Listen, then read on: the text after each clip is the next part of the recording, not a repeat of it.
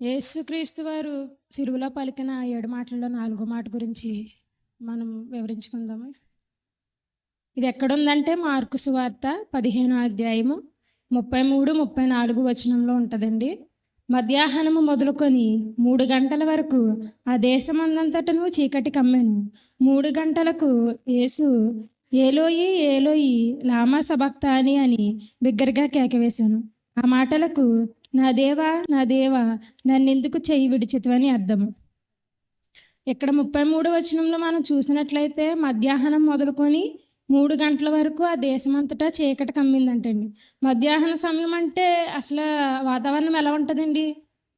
మిట్ట మధ్యాహ్నం అంటే మండుటి ఎండ. కానీ ఆ రోజుల్లో దేవుని సిలువేసిన సమయంలో అక్కడ వాతావరణం ఎలా ఉందండి? చీకటి కమ్మిందంటండి. ఈ వాక్యము ముందుగానే మనకి ఒక ప్రవక్త చెప్పారండి. అది ఎక్కడుందంటే ఆమోసు 8వ అధ్యాయం 9వ వచనంలో ఉంటుంది. ఒకసారి ఆమోస్ గ్రంథం. ప్రభువైన యెహోవా సెలవిచ్చినది ఏమనగా, ఆ దినమున నేను మధ్యాహ్న కాలమందు సూర్యుని అస్తమింపచేయుదును, పగటి వేళను భూమికి చీకటి కమ్మజేయదు. చాలండి. ఇక్కడ ఆమోస్ గారు ముందుగానే చెప్పారండి, ఆ దినమునందున నేను మధ్యాహ్న కాలం ముందు సూర్యుని అస్తమింపజేయదునని చెప్పి, పగటి వేళేమో చీకటిని కమ్మజేస్తానని చెప్పి ఆమోస్ ప్రవక్త గారు ముందుగానే అతను ప్రవచించిన ప్రవక్త ముందుగానే ప్రవచించారండి ఈ మాటని. మనకైతే మనము ఇప్పుడున్నామండి. ఈ పరిస్థితుల్లో దేవుడికి ఇలా సిలువేస్తున్నామంటే, ఇలా మనకి భూమి చీకటి కమ్మిందంటే మనం ఏం చేస్తాం? అదేంటిది మధ్యాహ్న సమయంలో చీకటి రావడం ఏంటి? సాయంత్రం అస్తమించాల్సిన సమయంలో అదేంటి వెలుతురు వచ్చిందని మనం ఆలోచిస్తాం. కొంచెం కాకపోతే కొంచెమైనా ఆలోచిస్తాం. అసలు ఈ పరిస్థితుల్లో ఇలా జరగడం ఏంటి? అసలు దీనికి కారణం ఏంటి? ఎందుకు ఇలా జరుగుతుందని ఆలోచించాలి. కానీ ఆనాటి ప్రజలు ఆలోచించలేదండి. వాళ్ళు ఎంత భయానక పరిస్థితుల్లో ఉన్నారంటే, అసలు ఎందుకు ఇలా జరుగుతుందని ఆలోచించకుండా కొంతమంది దేవుణ్ణి అర్థం చేసుకున్నారు అక్కడ ఉన్నవారు. కొందరైతే అర్థం చేసుకోలేదు. దేవుడు బిగ్గరగా అరుస్తున్నాడు అని చెప్పి ఇప్పుడు వాక్యంలో చదివాం కదా మనము. దేవుడు నా దేవా నా దేవా నన్ను ఎందుకు విడిచేది అని బిగ్గరగా కేక వేసినాను. ఇప్పుడు బిగ్గరగా ఎందుకు అరిచారండి? మనం ఇప్పుడు ఏదైనా చెప్తున్నామంటే అందరికీ వినపడాలని గట్టిగా మాట్లాడతాం. ఆయన గట్టిగా బిగ్గరగా అరిచి చెప్పడానికి కారణం అక్కడ ఉన్న వారందరూ ఆయన మాటలు వినాలని, ఆయన మాటలు అర్థం తెలియాలని బిగ్గరగా కేక వేశారు. అక్కడ ఉన్న కొంతమంది ఏమన్నారంటే, ఇతను గట్టిగా కేక వేసి ఏలి ఏలి లామా సబక్తాని ఇతను ఏలి అని పిలుస్తున్నాడేమో అని చెప్పి కొంతమంది అనుకున్నారు. ఇక్కడ మార్కు సువార్త 15వ అధ్యాయం 36వ వచనం చూసినట్లయితే 2వ పాదంలో ఉంటుంది చూడండి. ఏలియాను దీన్ని దింపవచ్చునేమో అని చూతుమనిను అని హేళన చేసి మాట్లాడుతున్నారండి. అక్కడ దేవుడు ఆయన దిగలేరు సిలువ నుంచి అని చెప్పి ఏలియా అని పిలిచి అతను దించవచ్చునేమో అని చెప్పి పిలుస్తున్నాడు దేవుడు అని చెప్పి అపహేళన చేస్తున్నారు దేవుణ్ణి. అక్కడ ఉన్నవారు అలాగ మాట్లాడడానికి కారణం ఏంటండి? దేవుణ్ణి వాళ్ళు తెలుసుకోలేకపోతున్నారు. ఇంకానే అతను ఎందుకు ఆ పరిస్థితులు అలా మాట్లాడుతున్నారు అనేది తెలుసుకోకుండా అలా విక్రంతలుగా అపహేళన చేసి మాట్లాడుతున్నారు. ప్రభువు వారు మాట్లాడుతున్న మాట ఏంటండి? అక్కడ నా దేవా నా దేవా నన్ను ఎందుకు చేయి విడిచితివని అడుగుతున్నారు అని. అది ప్రశ్న సమాధానం అండి.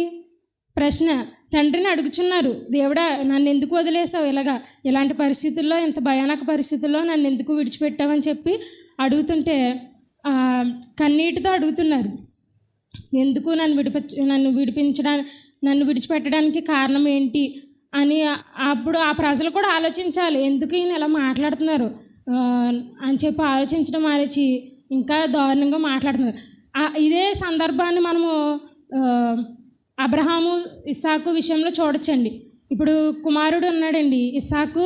అబ్రహాముని అడుగుతాడు, తండ్రి మనం బలి ఇవ్వడానికి వెళ్తున్నాం కదా, కట్టెలు ఉన్నాయి, మరి గొర్రెపిల్ల ఏది అని అడుగుతారు. అడిగినప్పుడు అబ్రహాము సమాధానం చెప్పగల పరిస్థితిలో ఉన్నాడండి? లేడు. ఇప్పుడు సొంత కన్న కొడుకే తన్నే బలి ఇవ్వడానికి తీసుకెళ్తున్నాడని కొడుకు చెప్పగలడా? చెప్పలేడు. అలాంటి పరిస్థితుల్లో ఉన్న అబ్రహాము ఒకటే చెప్పాడు, యెహోవా ఈరే నాన్న.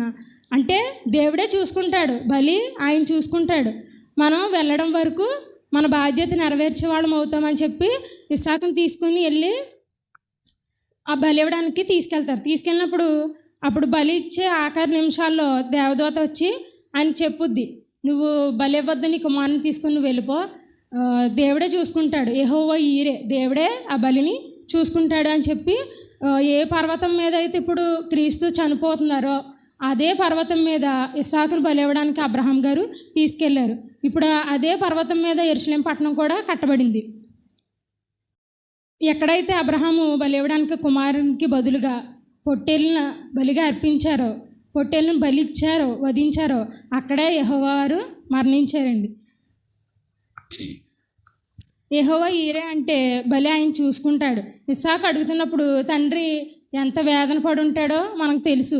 అదే పరిస్థితుల్లో ఇప్పుడు యేసుక్రీస్తు వారు ఉన్నారు. తండ్రిని అడుగుతున్నారు, దేవా నన్ను ఎందుకు విడిచిపెట్టావు, నేను ఇంత వేదన ఎందుకు భరిస్తున్నాను, ఇంత బాధ భరించడానికి కారణం ఏంటి, ఇన్ని అవమానాలు నేను ఎందుకు పడాలి, నేను పరిశుద్ధుడనే పవిత్రుడనైన నన్ను నిష్కలంకమున నేను యథార్థవంతుడును, ఏ తప్పునో నీ ఎదుట నేను చేయలేదు, ఏ పాపంలో నేను చేయలేదు, పరిశుద్ధంగా జీవించాను, అయినా కానీ నా చేయి విడిచిపెట్టడానికి కారణం ఏంటి తండ్రి అని చెప్పి ప్రశ్న అడుగుతుండగా తండ్రి చెప్పే సమాధానము ఏంటో మనం చూద్దాం.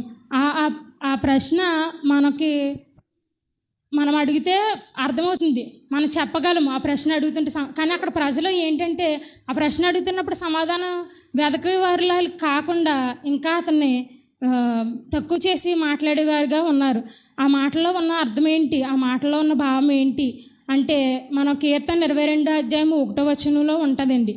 నా దేవా నా దేవా నీవు నన్ను ఎలా విడనాడితివి, నన్ను రక్షింపక నా అర్థధ్వాన్ని వినక నీవేళ దూరంగా ఉన్నావు అని చెప్పి దేవుడు అక్కడ అడుగుచున్నారు. పరిశుద్ధమైన కొడుకు రక్తం అక్కడ చిందింపబడుతుంది. ప్రతి రక్తపు బొట్టు నేలను కారుతుంటే పరలోకపు తండ్రి చూస్తూ అసలు ఎలా తట్టుకుంటున్నారండి. ఇప్పుడు మనం ఉన్నామండి, మన కొడుక్కి మన బిడ్డలకి ఏదైనా జరుగుతుందంటే మనము అసలు చిన్న దెబ్బ తగిలితేనే మనం చూస్తూ ఉండలేము. అలాంటిది ప్రతి రక్తపు బొట్లు, శరీరంలో ఉన్న ప్రతి రక్తపు బొట్టు నేలను కారుతుంది. దేవుడి శరీరంలో అసలు మాంసం తప్పితే మొత్తం రక్తం అంతా నేలను కారుతుంది. అలాంటి పరిస్థితుల్లో తండ్రి చూస్తూ అసలు ఎలా ఉంటున్నావు అని చెప్పి కొడుకు అడుగుతుంటే తండ్రి అసలు గుండెలు పగిలిపోతాయండి. అలా ఎవరైనా ఇప్పుడు మన పిల్లోడు అన్నాడండి, పడిపోయినప్పుడు మనం అలా చూస్తూ ఊరుకుంటామా? ఊరుకోలేము. వెంటనే వెళ్ళి ఎత్తుకుంటాము, తుడుస్తాం, లేకపోతే అక్కడ దెబ్బ తగిలితే గాయాన్ని మానపడానికి చూస్తాం. అలాగా తండ్రి, కానీ దేవుడు అక్కడ లేవనెత్తట్లేదు, అలా చూస్తున్నాడు. దానికి సమాధానము ఏంటనేది తండ్రి వారికి తెలుసు, ఆయన తండ్రికి కూడా తెలుసు. ఇప్పుడు యోహాను సువార్త 3:16 అంటాడు, దేవుడు లోకమును ఎంతో ప్రేమించెను అంటాడు. ఈ లోకాన్ని ఎంతగా ప్రేమించావయ్యా అని మనం అడిగామనుకో, దేవుడు అంటాడు, ఆయన ఇచ్చేటువంటి అసలు అద్భుతమైన ఆన్సర్ ఏంటంటే, నా కుమారుడైన క్రీస్తు కంటే ఎక్కువగా నిన్ను ప్రేమించాను అంటున్నాడు. నీ చేయి పట్టుకోవడానికి నా కుమారుడైన క్రీస్తు చేయిని విడిచిపెట్టేంత ఇష్టం నువ్వంటే అని చెప్తున్నాడు దేవుడు. నీ కుమారుణ్ణి ఎందుకు విడిచిపెట్టావయ్యా, ఎందుకు వదిలేస్తావు నీ కుమారుణ్ణి, అలాగా అంత సిలువలో అంతలాగా చనిపోయే పరిస్థితుల్లో ఉన్నా కానీ నువ్వెందుకు విడిచిపెట్టావంటే అప్పుడు దేవుడు చెప్తాడు, నా కుమారుడు పరిశుద్ధుడు, ఎలాగూ పరలోకానికి వారసుడు, ఆ పరిశుద్ధిని బలియాగం ద్వారా మీ పాపాలకి మన పాపాలకి పాప క్షమాపణ కలగాలని, ఆయన రక్తం ద్వారానే మన పాపాలు క్షమించబడతాయని, ఆయన రక్తం ద్వారానే మన పాపాల విమోచన దొరుకుద్దని దేవుడు ఆ బలి ఇవ్వడానికి కొడుకు చనిపోతున్నా కానీ అందుకే దేవుడు సమాధానం చెప్పట్లేదు అక్కడ. మనం ఇప్పుడు మీరు గొర్రెల మీద మేకల మీద మనం పాపాలన్నిటి మీద మోపేసి అట్లా బలిస్తాము, దానివల్ల పాపక్షమాపణ అనేది కలగదు. దేవుని పవిత్రమైన రక్తం ద్వారానే మనకి పాపక్షమాపణ అనేది కలుగుతుంది. ఇది ఇప్పుడే కాదండి, జగత్తు పునాది వేయబడక మునిపే దేవుడు ఇలాగ మరణించాలనేది రాయబడి ఉన్నది. మీ అందరి కొరకు నా కుమారుడు చెయ్యి విడిచిపెడుతున్నానని చెప్పి దేవుడు అద్భుతమైన సమాధానాన్ని ఇచ్చాడు. అదే యోహాను సువార్త 3:16 ఉంటా ఒకసారి చదవండి. దేవుడు లోకమును ఎంతో ప్రేమించెను, కాగా ఆయన తన అద్వితీయ కుమారునిగా పుట్టినవాని యందు విశ్వాసముంచి ప్రతివాడును నశింపక నిత్య జీవం పొందినట్లు ఆయనను అనుగ్రహించాను. ఎందుకు అనుగ్రహించారండి ఆయన్ని? మనకి నిత్య జీవం ఇవ్వడానికి ఆయన్ని మన కోసం అనుగ్రహించాడు. కొడుకుని మన కోసం అనుగ్రహించాడు దేవుడు. యేసుప్రభు వారికి ఈ విషయం తెలియదు అంటారా? ఇప్పుడు సిలువలో ఎలాగ నేను చనిపోతున్నాను అన్న విషయం యేసుప్రభు గారికి తెలియదు అంటారా? తెలుసు, కానీ ఆయనకు తెలిసినా కానీ ప్రజలకు తెలియాలి. వాళ్ళ నరకంలో పడిపోకుండా, పాపంలో ఉండిపోకుండా పరలోక రాజ్యంలో వారు కూడా చేరాలి అని దేవుడు తెలిసి, దేవుడు కావాలని అక్కడ బలి అవుతున్నాడు, కావాలని చనిపోవడానికి కూడా సిద్ధపడ్డాడు. ఎందుకు? తండ్రి చెప్పిన మాట ప్రకారం, తండ్రి చెప్పిన మాట అక్కడ నెరవేరాలని, ఆ ప్రవచన నెరవేర్పు కోసం దేవుడు అక్కడ బలి అవ్వడానికి కూడా సిద్ధపడ్డాడండి. ప్రశ్న ఆయన వేశారు, ఇప్పుడు నేను ఎందుకు చనిపోతున్నాను, నా చెయ్యి ఎందుకు విడిచిపెట్టావని. ఆ వెదకాలి. ఆ రోజుల్లోనే ఆ ప్రజలే కాదు, ఈనాటికి కూడా ప్రజలమైన మనము ఆ ప్రశ్నకి సమాధానం వెతకలేకపోతున్నాం, వెతకలేని పరిస్థితుల్లో ఉన్నాం.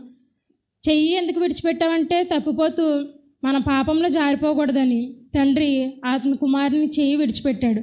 తన సొంత కుమారుని అనుగ్రహించడానికి కూడా అక్కడ వెనుక తీయలేదండి. రోమపత్రిక 8:32 ఉంటుంది, ఒకసారి చదువు.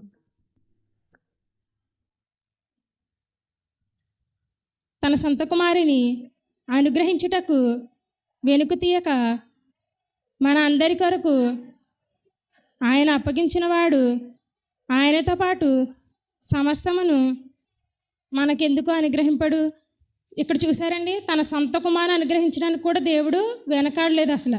మనందరి కొరకు ఆయనను అప్పగించడానికి ఆయనతో పాటు సమస్తాన్ని మనకి అనుగ్రహించాడు. మన పాపాలు ఇప్పుడు గొర్రెల మీద, మేకల మీద మోపి పాపాన్ని దీని మీద వేసేసి, మా పాపాలన్నీ దీని మీద మోపాము, దీన్ని వదిస్తే మన పాపాలన్నీ పోతాయి అనుకుంటున్నాం. ఇప్పుడు మేకల్ని, గొర్రెల్ని వధించాల్సిన పని ఏంటండి? ఇప్పుడు అవి తినేవి మనం తినం, మనం జీవించే కాడ అవి జీవించలేవు. మనం మంచాల మీద పడుకుంటాం, అవి పడుకుంటాయండి? అవి బర్రెల దొడ్లలో పడుకుంటాయి. ఎందుకు? మనం పడుకునే కాడ అట్లా పడుకోబెట్టాం. అలాంటప్పుడు మనం చేసిన పాపాలని పశువుల మీద ఎందుకు రుద్దాలి? పశువుల మీద మోపి వాటిని బలిచ్చి మన పాపాలు కడిగేసుకున్నామని చెప్పి మళ్ళీ పాపం చేయకుండా ఉంటారా? మళ్ళీ అదే పాపం చేస్తారు. అయినా సరే అలాంటి మన పాపాల నిమిత్తం పశువులను బలి చేయడం అనేది ఎంతవరకు కరెక్ట్ అంటారు? అది ఈ రోజుల్లోనే కాదండి, ఆయన ఆనాడు దేవుణ్ణి సిలువేసిన రోజుల్లోనే అలాంటి వారు ఉన్నారు. ఇశ్రాయేలు దేశంలోనే కాకుండా ప్రపంచం అంతటా కూడా ఇలా చేసేవారు అప్పట్లో. కానీ హెబ్రీ పత్రికలో దేవుడు అంటాడు, ఎట్ల రక్తమందైనను, పశువుల రక్తమందైనను, మేకల రక్తమందైనను మీకు క్షమాపణ లేదు. నా కుమారుని రక్తం ద్వారానే మీకు పాపాలు క్షమించబడతాయి. ఆయన ద్వారానే మీరు, ఆయన నిర్దోషమైన రక్తమందే మీ పాపానికి విమోచన కలుగుతుందని దేవుడు చెప్తాడు. ఆయన వైపు చూస్తేనే మనకి రక్షణ అనేది కలుగుతుంది. ఆయన లేకుండా, ఆయన ద్వారా తప్పితే మనం పరలోక రాజ్యంలో ప్రవేశించలేమని చెప్పి బైబిల్లో ఉంటుంది. దేవుణ్ణి నేను ఇష్టమా, నీ కుమారుడు అంటే ఇష్టమా అని చెప్పి మనం అడిగామనుకోండి, దేవుడు వెంటనే ఒకటే సమాధానం చెప్తాడు, నాకు నువ్వంటేనే ఇష్టం, నీకోసం నా సొంత కుమారుడినైనా పరిశుద్ధుడినైనా నా కొడుకుని బలి ఇచ్చేంత ఇష్టమని చెప్పి దేవుడు చెప్తున్నాడు. ఎందుకండి? బలవంతుడైన వాడికంటే బలహీనుడైన వాడిగే కుమారుడే తండ్రికి ఎక్కువ. ఇప్పుడు మనకి 2 పిల్లలు ఉన్నారనుకోండి, ఇప్పుడు అన్న తమ్ముళ్ళు ఉన్నారు, కొట్టుకుంటున్నారు అనుకోండి, పెద్దవాడికి ఏమని చెప్తాం? చిన్నవాడురా, వాడిని కొట్టకరా అని చెప్తాం. చిన్నవాడికి చెప్పగలం అలాగా? ఎందుకంటే వాడికి తెలియదు. ఆ ఉద్దేశంతో మనము కొట్టుకుంటున్నప్పుడు అలాగా ఆపమని చెప్తాం. అదేవిధంగా ఇక్కడ తండ్రి గారు మనకు అదే చెప్తున్నారు. మనము సహోదరులాగా తండ్రి సిలువలో ఆయన బలి అయ్యేది మన కోసము. ఎందుకంటే మనల్ని కాపాడడానికి ఆయన అంతలా బలి అయ్యే అంత స్థితిలోకి వెళ్ళారంటే మనల్ని పరలోక రాజ్యంలో చేర్చాలని, మనం ఈ పాపాల్లో, ఈ నరకంలో ఉండిపోకుండా, నరకానికి దిగజారిపోకుండా మన పరలోక రాజ్యంలో చేర్చాలని దేవుడు మనల్ని తమ్ముడుగా చేసి, దేవుణ్ణి అన్నగా చేసి, మీరు నువ్వు తగ్గించుకోరా, కొంచెం ఓర్చుకో, నువ్వు తగ్గించుకుంటే నీకు నీ తమ్ముడు నీ చెల్లిలో నీ రాజ్యంలో చేరాలనంటే ఖచ్చితంగా వారి పాపాలు క్షమించబడాలంటే నువ్వు బలి అవ్వాలని చెప్పి తండ్రి చెప్పిన మాటనే కుమారుడు ఇక్కడ నెరవేర్చారు. ఆనాడే కాదండి, దేవుడు ఆనాడు ప్రజలనే కాదు, ఆనాడు అక్కడ స్వస్థతలు పొందిన వారినే కాదు, ప్రతి ఒక్కరిని దేవుడు అప్పుడు ప్రేమిస్తూనే ఉన్నాడు, ఇప్పుడు ప్రేమిస్తున్నాడు, ఏనాటికైనా దేవుడు ప్రేమిస్తూనే ఉంటాడు మనల్ని. మనము ఇకనైనా సరే అలాగా తప్పిపోయే వారము కాకుండా దేవుడు చిందించిన రక్తానికి మనము ప్రతిగా ఆయన మాటలని గైకొంటూ ఆయన మనల్ని ప్రేమించే రీతిగా మనం కూడా ఆయనను ప్రేమించి ఆయన సిలువలో త్యాగానికి మనము గుర్తుగా మనం పరలోక రాజ్యంలో చేరాలని ఆయన కోరుకుంటున్నారు. అట్టి రీతిగా మనం జీవించాలని, ఆయన రాజ్యంలో చేరేవారిగా ఉండాలని కోరుకుంటూ ఈ చిన్న మాట దేవుడు దీవించునుగాక. ఆమె.